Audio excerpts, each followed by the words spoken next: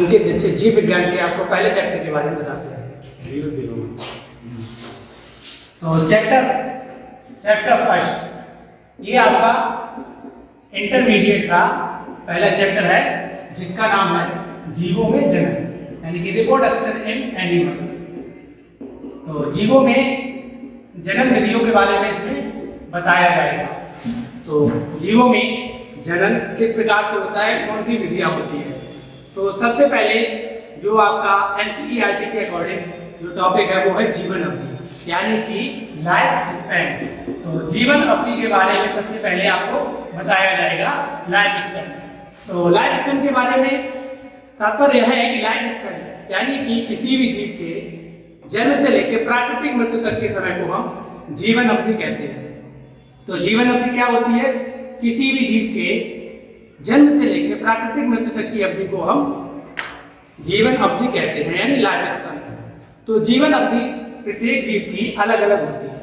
Example के लिए देखिएगा, एग्जाम्पल जैसे कि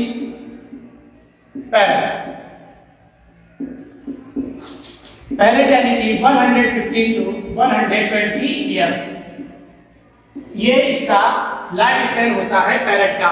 इसी तरीके से अन्य जीवों की अलग अलग, जैसे कि कौवा की जीवन अवधि होती है 15 वर्ष, टर्टल्स यानी कछुआ की होती है 115 से 150 वर्ष तक। तो इस तरीके से अलग अलग जीव की अलग अलग जीवन अवधि होती है। तो जीवन अवधि से सीधा तात्पर्य यही है, किसी भी जीव के जन्म से लेकर उसकी प्राकृतिक मृत्यु तक के समय को हम जीवन अवधि कहते हैं। तो ये जीवन अवधि कहलाती है। आगे बताते हैं जनन के बारे में। तो जनन क्या है, जनन प्रत्येक जीवधारी जितने भी सजीव प्राणी होते हैं तो उनकी एक निश्चित अवस्था होती है। तो उस अवस्था पर आकर वो उनकी मृत्यु हो जाती है। तो मृत्यु से पहले वो अपने जैसे संतान को, यानी अपने वंश को चलाए रखने के लिए संतान उत्पन्न करते हैं। तो जो ये प्रक्रिया होती है संतान उत्पन्न करने के लिए सजीव जीवधारियों के द्वारा, उसे ही हम जनन कहते हैं। तो जनन क्या है, जीवधारियों द्वारा अपने जैसे संतान उत्पन्न करने की प्रक्रिया को ही जनन कहते हैं। और जनन की आवश्यकता क्यों है, जैसा कि हमने बताया जनन की आवश्यकता क्यों है, क्योंकि प्रत्येक सजीव प्राणी मरणशील है। तो वो अपने वंश को बचाए रखने के लिए जनन करता है। तो इसीलिए जनन अति आवश्यक है। किसी भी जीवधारी अपने वंश को बचाए रखने के लिए जनन करता है। जनन अलग अलग विधियों से होता है। अन्य बुकों में 3 मेथड दिए गए, किसी बुक में 2 मेथड दिए गए हैं। नॉर्मली 2 मेथड बताते हैं, तो तीसरा मेथड बताएंगे किस अकॉर्डिंग होता है। तो जैसे फर्स्ट लैंगिक जनन, यानी कि सेक्सुअल और असेक्सुअल। तो ये 2 मेथड होते हैं जनन के, सेक्सुअल और असेक्सुअल, लैंगिक और अलैंगिक जनन। तो लैंगिक जनन, अलैंगिक जनन अन्य बुकों में जैसे कि एनसीईआरटी के अतिरिक्त अन्य जो प्रकाशन दिए जाते हैं प्रकाशन है, तो उनमें ये जनन की विधि जो है उसमें एक कायिक जनन भी बताया गया है। कायिक जनन वो भी हम तुम्हें जो है अलैंगिक जनन के अंतर्गत समझाएंगे क्या होता है। अब सबसे पहले बताते हैं सेक्सुअल रिप्रोडक्शन के बारे में, यानी कि लैंगिक जनन के बारे में।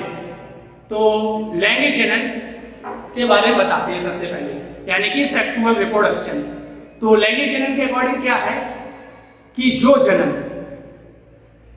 2 जीवधारियों के द्वारा हो, यानी कि एक सीधा तात्पर्य है जिस प्रकार के जनन में 2 जीवों की आवश्यकता हो उसे हम लैंगिक जनन कहते हैं, यानी कि सेक्सुअल रिप्रोडक्शन, यानी कि the involvement of 2 organelles called sexual reproduction. Sexual reproduction mostly एक लिंगी प्राणियों में पाया जाता है। तो सेक्सुअल रिप्रोडक्शन यानी कि जिसमें 2 जीव जातियों की आवश्यकता हो उसे हम लैंगिक जनन कहते हैं। जैसे मानव में जनन के लिए 2 जीवों की आवश्यकता होती है। तो तो ये मानव लैंगिक जनन। इसी तरीके से गाय, भैंस एक्सेट्रा ये लैंगिक जनन करते हैं। लैंगिक जनन के अंतर्गत 2-3 चीजें और बता देने का तो उसके अनुसार क्या है, जैसे कि यूनिसेक्सुअल और बाइसेक्सुअल 2 प्रकार के प्राणी होते हैं। यूनिसेक्सुअल और बाइसेक्सुअल यानी कि एक लिंगी और 2 लिंगी। एक लिंगी प्राणी वो कहलाते हैं जो जिनमें नर और मादा अलग अलग हों, उन्हें हम एक लिंगी कहते हैं। ठीक है, यानी कि यूनिसेक्सुअल जो जिसमें नर और मादा अलग अलग हो। तो जैसे मानव में मेल और फीमेल अलग होते हैं। द्विलिंगी प्राणी जैसे कि केचुआ एक द्विलिंगी प्राणी है, बाइसेक्सुअल। केचुआ में नर और मादा एक ही जीव में यानी एक ही ऑर्गेनिज्म में पाए जाते हैं, तो केचुआ है बाइसेक्सुअल। ठीक है, तो इस तरीके से 2 तरीके के प्राणी होते हैं, एक लिंगी और द्विलिंगी यानी कि यूनिसेक्सुअल और बाइसेक्सुअल। अब आगे बताते हैं अलैंगिक जनन। अलैंगिक जनन में किसी दूसरे जीव की आवश्यकता नहीं होती है, एक ही जीव के माध्यम से जनन हो जाता है। यानी कहने का मतलब ये है without involvement of any organism called asexual reproduction, यानी कि जिसमें किसी दूसरे जीव जात की आवश्यकता ना हो, उसे हम अलैंगिक जनन कहते हैं।